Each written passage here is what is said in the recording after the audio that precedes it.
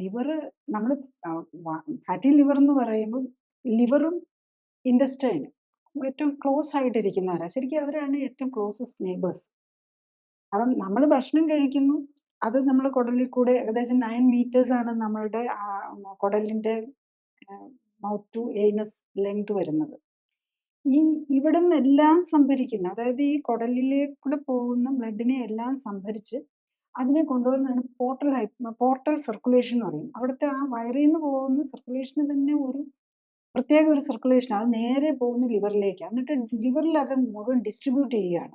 അപ്പം നമ്മൾ ഈ കഴിക്കുന്ന ഭക്ഷണം എല്ലാം അബ്സോർബ് ചെയ്ത് നേരെ ചെല്ലുന്ന ലിവറിലേക്കാണ്. അപ്പം ഗട്ടിൽ ഒരു കുഴപ്പം, ഒരു അൾസർ വരും. നമ്മളെപ്പോഴും പറയില്ല, ആസിഡിറ്റി, അൾസർ, കൊളൈറ്റിസ്, അവിടെ എല്ലാം അൾസറാണല്ലോ വരുന്നത്.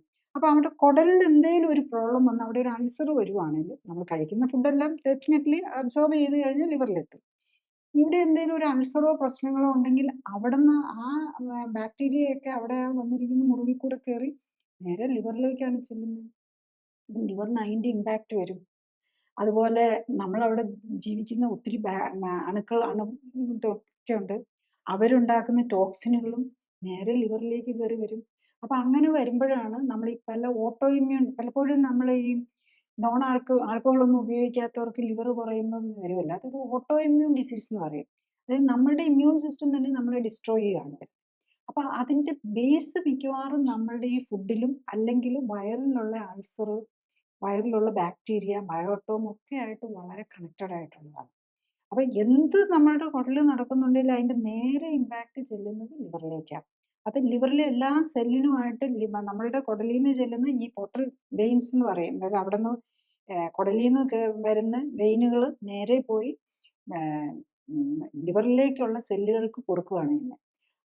അപ്പം അവിടെ നിന്നാണ് പിന്നെ ഈ പ്രോസസ്സിങ് നടക്കുന്നത്. നമ്മൾ കഴിക്കുന്ന ഗ്ലൂക്കോസും പിന്നെ ഫാറ്റാക്കി മാറ്റലും അമിനോ ആസിഡ്സിനെ പ്രോട്ടീനാക്കി മാറ്റലും ഇതെല്ലാം ലിവറിലാണ് നടക്കുന്നത്.